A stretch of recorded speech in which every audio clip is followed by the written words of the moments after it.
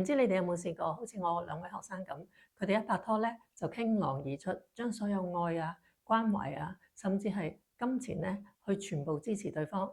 佢哋越主動，對方咧就越冷淡；佢哋越在意，對方就越唔當係一回事。然後佢哋又諗，究竟我要做啲乜嘢，用咩方法先可以令對方愛我咧？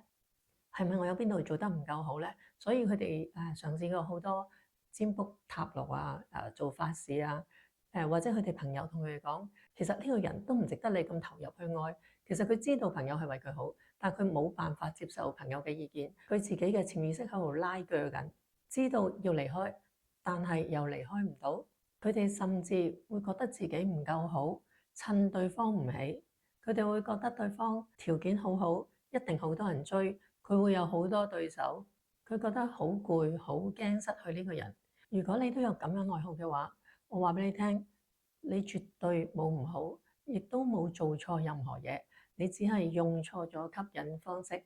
真正令一個人死心塌地去愛你，並唔係去乞求，或者係去委屈自己，或者係去討好。你睇下，你已經做咗討好同委屈，但係對方有冇真正愛你呢？係冇嘅。但係佢有冇討好你？佢有冇委屈佢自己？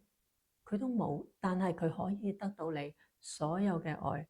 所以你睇到真正嘅愛係靠吸引。佢一定有一樣嘢係吸引你，先令到你喺痛苦之中都走唔開嘅。我哋今日係會教你點樣將你嘅能量、頻率、語言同埋潛意識全部對齊，同宇宙講你係值得被愛。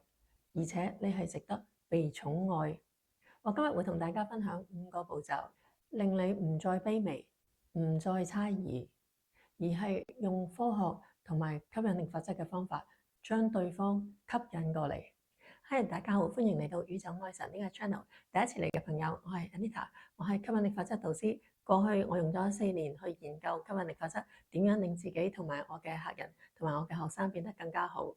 另外，我仲幫咗超過300人去揾出佢哋嘅金錢、感情、工作潛意識障礙，令到佢哋明白點解佢哋未能得到佢想要嘅嘢呢。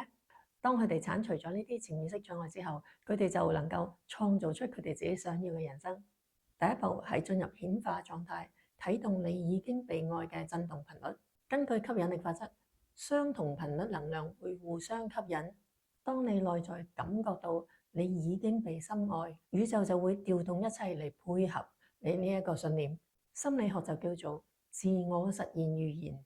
我哋可以每朝起身對住塊鏡，同自己講：我係一個值得被全心全意愛嘅人。佢每一日都好愛我，更加愛我。重複做21日，大腦就會建立一個新嘅神經連結，去強化呢一種信念。喺 NLP 嚟講，亦都係一個肯定語言訓練。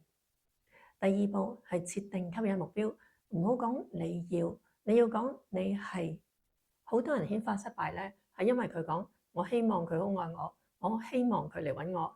其實咁樣講咧，宇宙就聽到你仲未有呢件事發生，所以你就顯化唔到佢愛你同埋佢嚟揾你咯。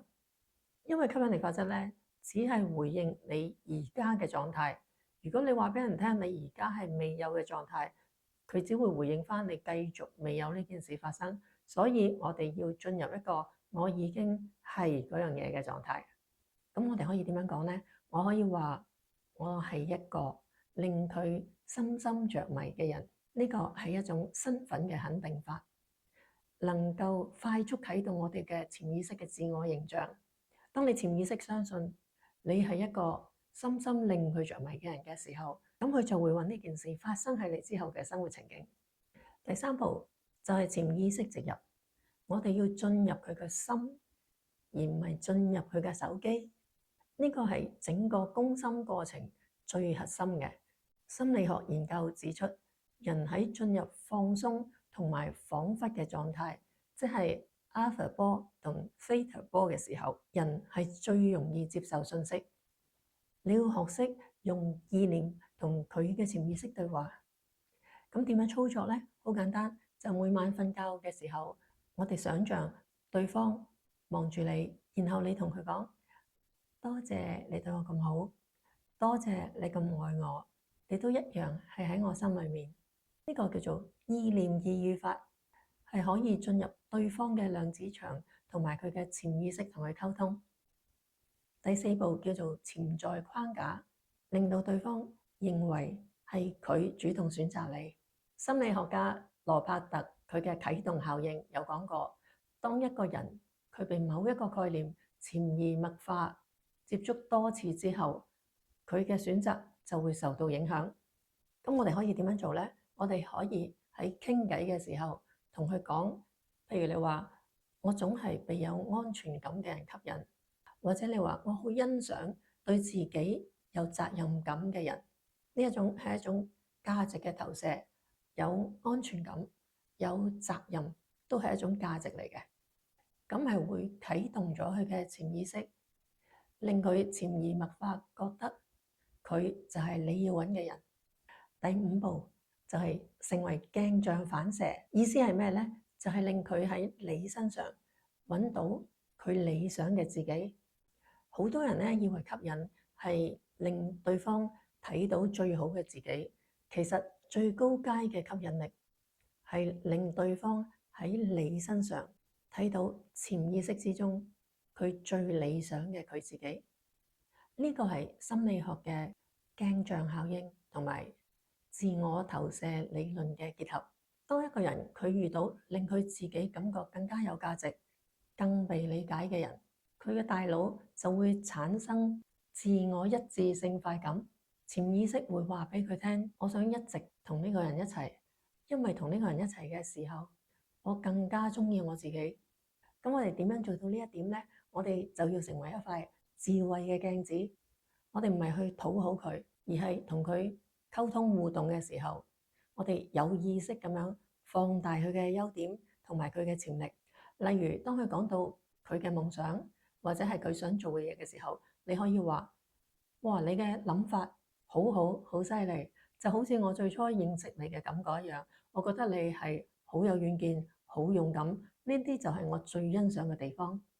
我哋咁樣講咧，唔係對佢嘅稱讚，係對佢自我認同嘅加持。當佢同你一齊嘅時候，佢感受到更多嘅我係值得嘅，我做得到，我好唔錯。咁你對佢嚟講就唔淨止係一個愛情嘅對象，而係心理能量嘅補給站。根據人類潛意識嘅研究，人類最容易愛上就係令佢覺得佢更完整嘅人。呢個咧就唔關乎你嘅美貌或者你有幾英俊，亦都唔係靠頻繁嘅聯繫，而係深層情緒同埋身份認同嘅共鳴。呢個就係點解有啲人佢好似明明唔係幾好，但係都令人離唔開佢，因為佢哋無聲無息咁樣令到對方愛上咗同自己一齊嗰個樣。咁簡單總結一句説話，你唔係吸引佢鍾意你，而係令佢喺你身上鍾意佢自己。呢一個先至係真正深層不可抗拒嘅吸引。我哋做一個總結，我哋與其去焦慮佢係咪已讀不回啊，或者你嘅喜怒哀樂都已經俾佢操控晒啊，不如我哋打造一個令佢一諗起你就會想微笑嘅畫面。